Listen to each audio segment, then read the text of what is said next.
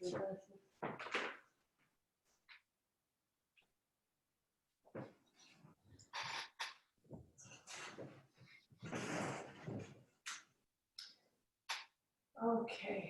so sit up tall, pull the buttock flesh back, hold the sides of the chair, and spread the chest open.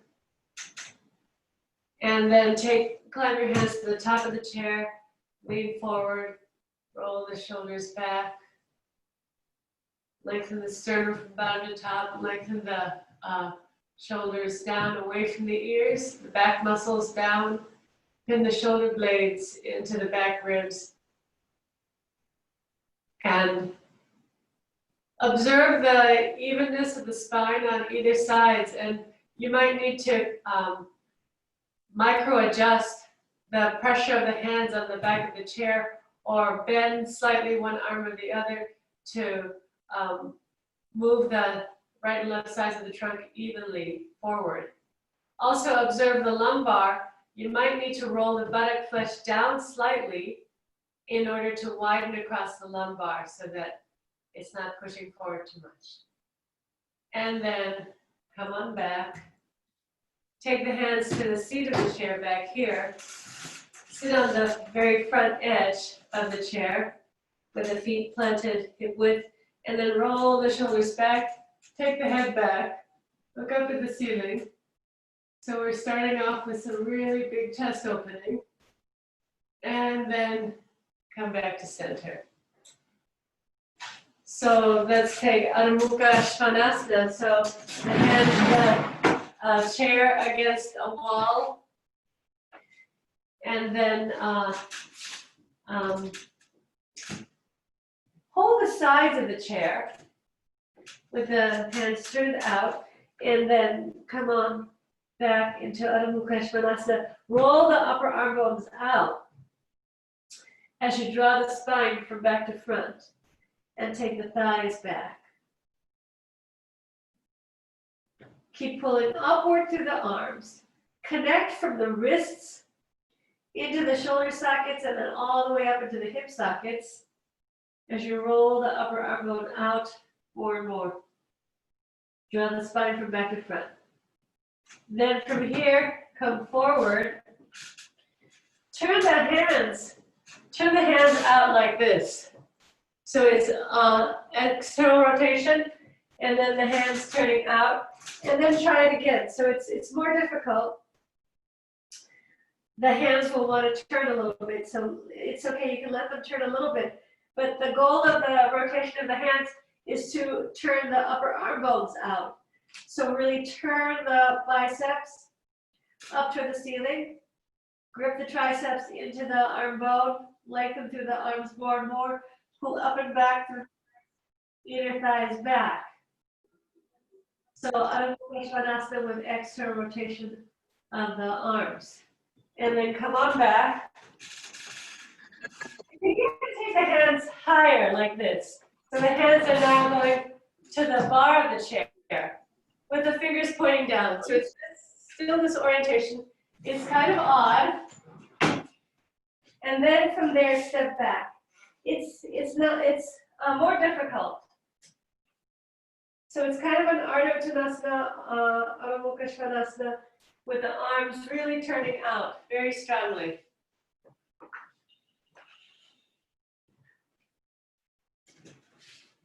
And this is really good for the wrists also. I hope you can feel. And then step forward.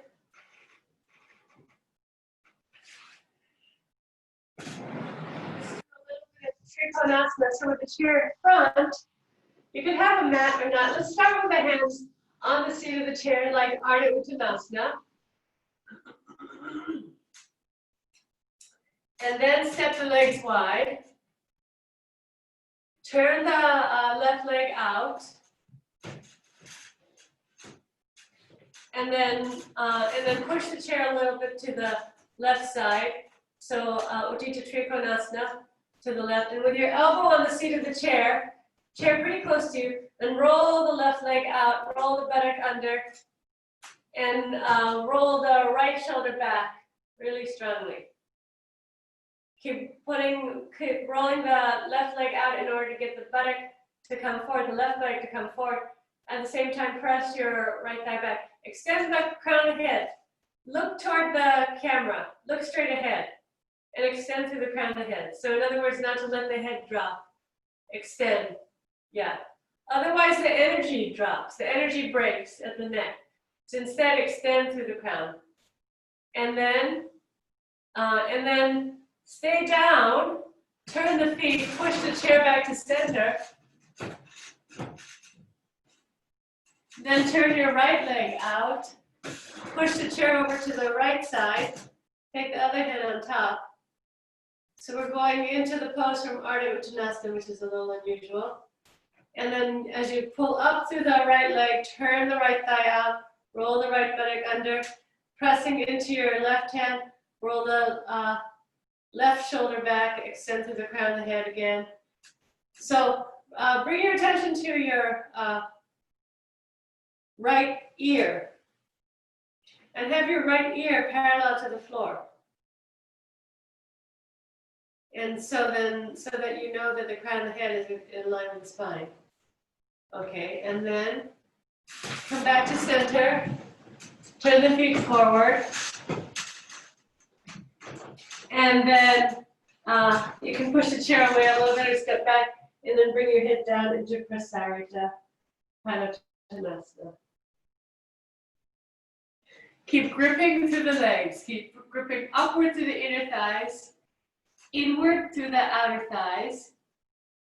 Spread the back thighs and extend the entire spine from back to front, sternum forward, forehead down.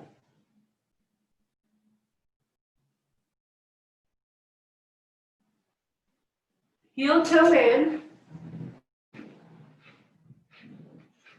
into Ardha Uttanasana. Half forward bend. Feet are hip width or a little bit wider than hip width is fine. Inner thighs back. Grip the outer thighs in.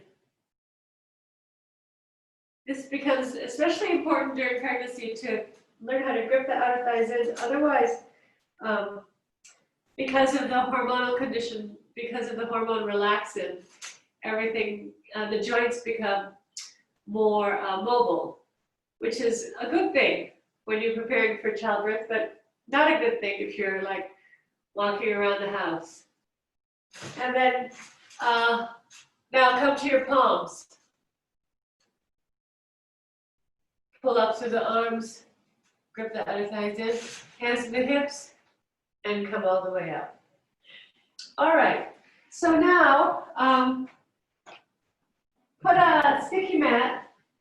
You'll need one sticky mat and put it on the seat of your chair.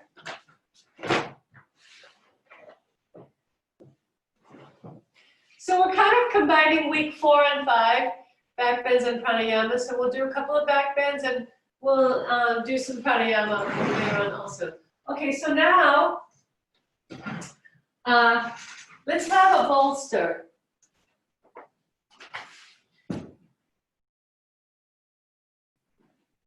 And maybe, depending on the thickness of your bolster, maybe a blanket of the bolster. Also have a second chair. And have the second chair against the wall. I'm just going to show you without the wall because, well,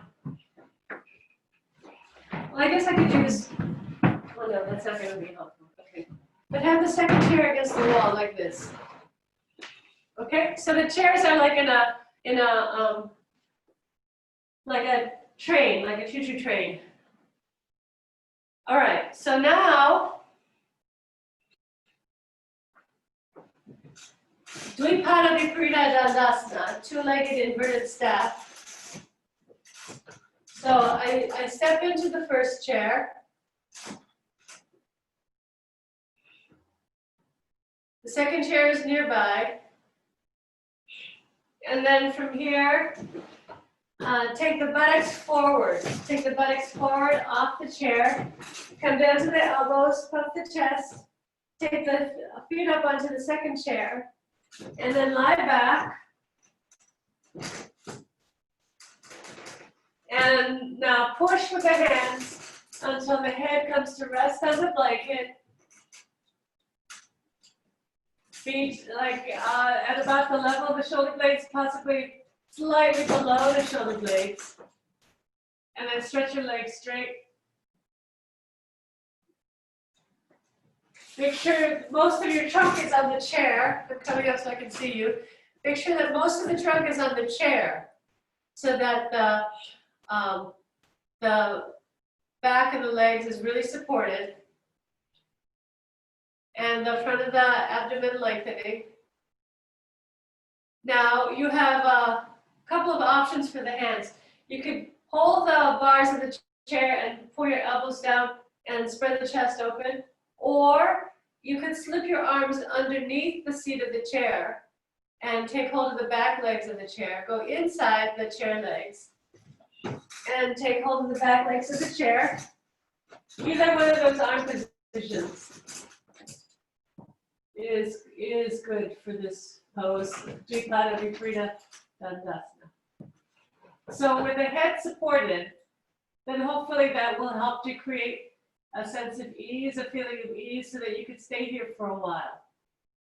Now, that chair is kind of poking into the back ribs, and that's to encourage that chest to open, front of the hips to lengthen. Make sure your legs are active, extending through the heels. Roll your thighs down. Press your inner thighs down toward the floor. Straighten your legs. Reach through the heels. Reaching through the heels is going to help you to lengthen the buttocks and lengthen the tailbone, and that's going to prevent low back pain and help to get more length in the spine so that you can get that upper back moving. So legs firm. Spread across the top chest. If there's any strain at all, you can come a little bit more on the chair and build up the height under your head. Now, a great place to do this is from your bed, because here we're sort of simulating the shape of the bed. So if your bed is off the floor, then you can lie on the edge and just let your trunk hang down. And that's really, really great for keeping the mobility of the spine, especially when you're home and it's winter. And we need to keep that mobility to keep our bones healthy, to keep our organs healthy, heart and lungs healthy, keep the circulation going. Also, because the head is back in this position, it's really good for the pituitary and the thyroid. All those endocrine glands that are in the throat and head region get stimulated and balanced here, so it's pretty wonderful, pretty important. So now to come out, slip one leg out, the other leg out. Can you bring your feet to the floor? And then bring your buttocks onto the chair, holding onto the bars of the chair. And inhale, lift the chest. Push your hands into the seat of the chair, sit up tall. Now sit back on the chair a little bit so that the knees, so that the whole thigh is on the chair. The hips toward the edge of the chair. And from here, push down into the hands, lift the chest up, twist to the left. So turn to the left, hold on to the back of the chair with your left hand and the top of the chair with your right arm. Bharadvajasana, sitting up tall. And then start looking over your right shoulder. Look over your right shoulder to start. And then take a panoramic view around your room, like you're taking a camera and making a movie and going all the way around the room, taking in as much as you can, sit with your senses, and then end up looking over your left shoulder. Look way over your left shoulder. Look way past your left shoulder. Yes. And it's not just like a hard focus straight ahead, but it's like peripheral vision too. Take in the peripheral view. And then come back. Take your time coming back to center. untwisting. Inhale, exhale, twist to the right, take your right hand behind, your left hand on top. Start off looking over your left shoulder, chin up, and then using your entire visual range, including your peripheral vision, now start to look, gaze outward, taking the whole view, I know you're just at home, but imagine that you're like on a mountaintop or in like a desert, and you're taking in the whole vista. And now look over your right shoulder. Look way over your right shoulder. Look way past your right shoulder. And then start to come back to center. And all the way back. All right. So let's keep this set up, but then add, come on out, but then add another blanket. Maybe another 2 blankets. It kind of depends. Depends on your height, and it depends on how puffy your bolster is. So actually, my bolster is pretty flat. So I'm gonna put 3 blankets here. If you have 2 bolsters, you can put 2 bolsters. But a bolster and 2 blankets, or something, or bolster and 3 blankets, depending. Okay, and then keep everything else.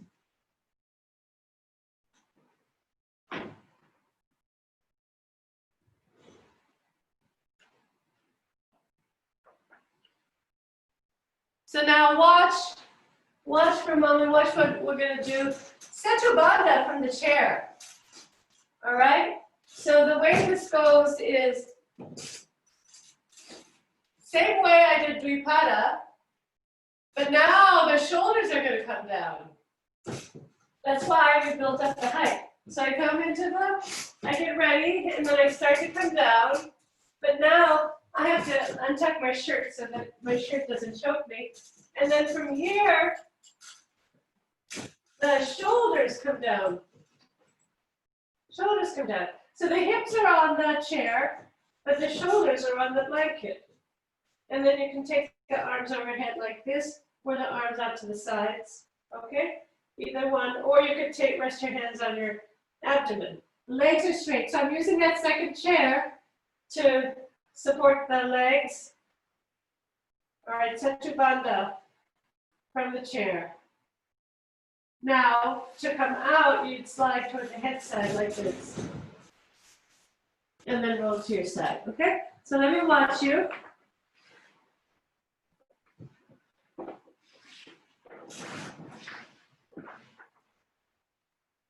So sitting through the chair, have your legs up high, your feet up high. Have your feet up on the second chair. Scoot your hips through more. Yes, and then lie back. And then you'll just come down 1 inch at a time, okay? Shoulders down, yes. Good. And then stretch your legs straight. That's good. Yeah. So it's a kind of a hybrid. You know, when you're in sorry, I just got some messages. Like when you're on a bolster, it's not this high, right?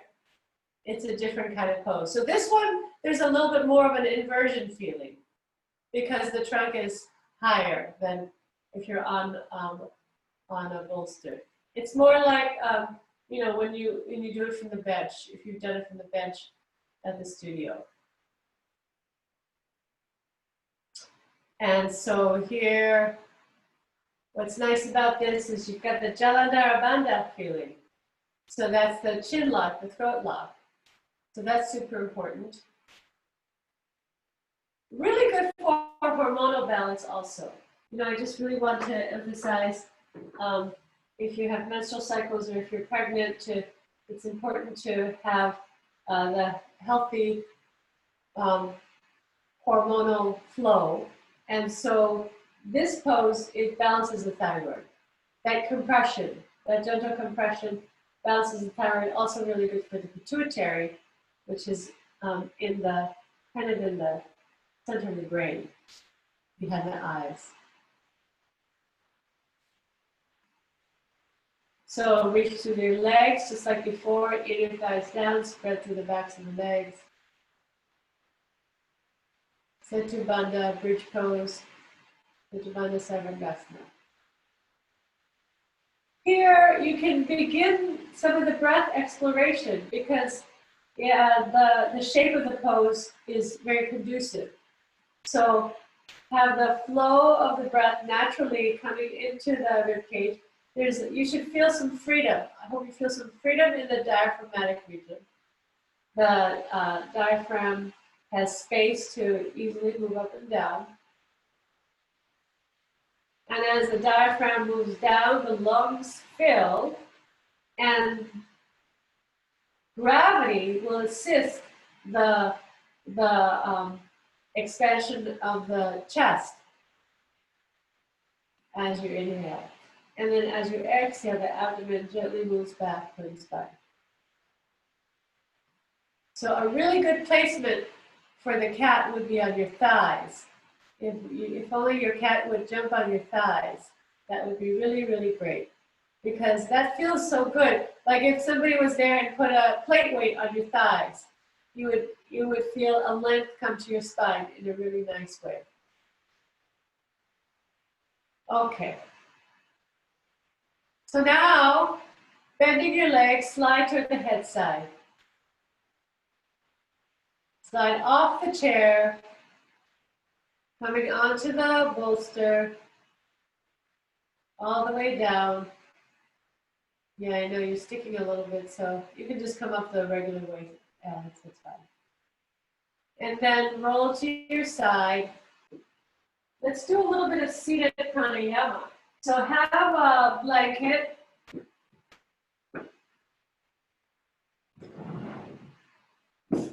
And put it, have a thick folded blanket. Put it on the seat of the chair with the folded edge facing the back of the chair. And then turn the chair backwards like this. Okay, we're going to sit in the chair backwards.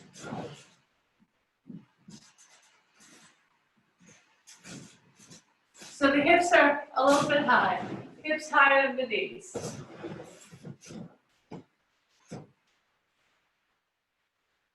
Okay, so face me. And then have the heels pressing into the feet of the chair like this. Okay, the heels pressing into the feet of the chair and then all 10 toes pointing forward. Okay, adjust the buttock flesh back. See that you're even, sitting evenly on the buttocks. And then push down with your hands. Spread the chest open. Roll the shoulders back. With your hands, kind of grip the frame of the chair with the fingers pointing forward. All 10 fingers pointing forward. So the feet are active, the legs are active, the hands are active. Why? Because the limbs are creating kind of like the frame for the pose, the frame for the prana, the frame for the vital force. Okay? So from here, roll your shoulders back, lighten the elbows down, bring the shoulder blades into the back ribs, lift the chest, and exhaling, bring your head down. Bring your head down, Taladara Bandha, and nod yes a couple of times so that you know that you're not holding your head up. On the other hand, the head should not be so far down that the shoulders round. Lift the collarbones to the ceiling and spread the collarbones wide and then bring the head down. So don't let the head take the shoulders with it. All right, now from here, exhale all together. Begin the inhale. Feel the abdomen rise as you inhale. Continue that rise and feel the rib cage now responding to the inhale. Feel the breath come all the way up to the top of the chest. The lungs fill from top to bottom. And then exhaling, draw the abdomen up and back to push the diaphragm upward and empty the lungs from bottom to top. Take a resting breath or two. We're going to repeat that. Reinvigorate the actions of the legs and the arms. Exhale completely. Begin the inhale. Feel the abdomen rise as you inhale. Feel the inhale coming into the rib cage, chest region now. Feel the auxiliary muscles, respiratory muscles of the chest, intercostals, pectorals, arms, back muscles, holding and lifting that breath all the way up to the top, and then exhaling, navel to the spine, diaphragm lifts up, push that diaphragm up by pulling the abdomen up and back to empty the lungs completely. Resting breath or two. And two more, all right? Exhale completely, inhale. I'm gonna watch now. Feel that inhale traveling up and expanding the ribcage in all directions. And then the abdominal lift up and back to exhale, to push the diaphragm upward to expel all the air out of the lungs.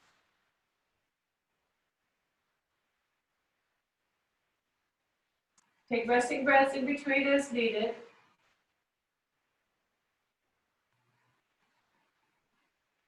And when you finish, you can bring your head up with your eye and keeping your eyes closed.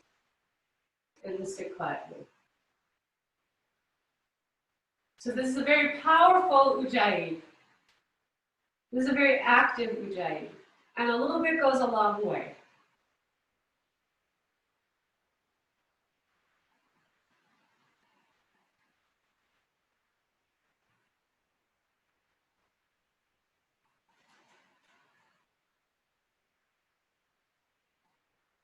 So when you're finished, you sit quietly.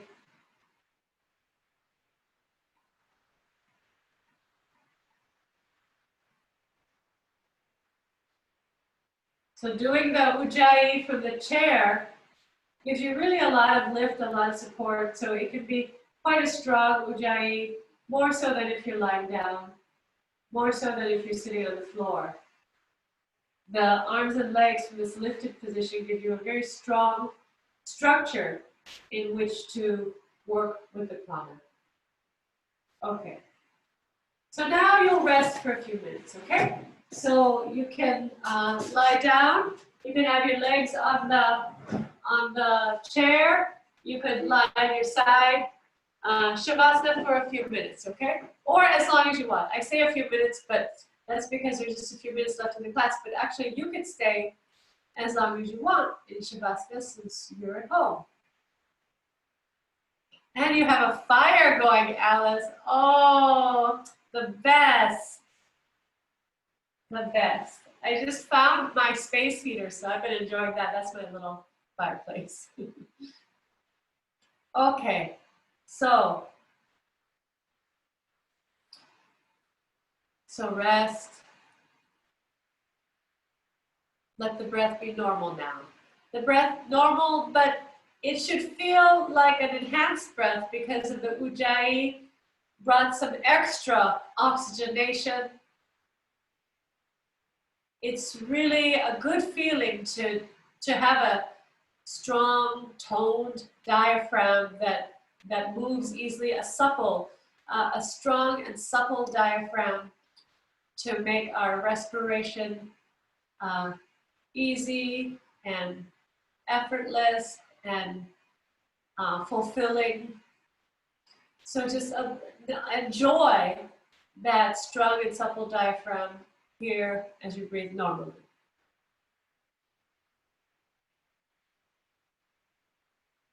So you could stay as long as you want. I am going to end the meeting.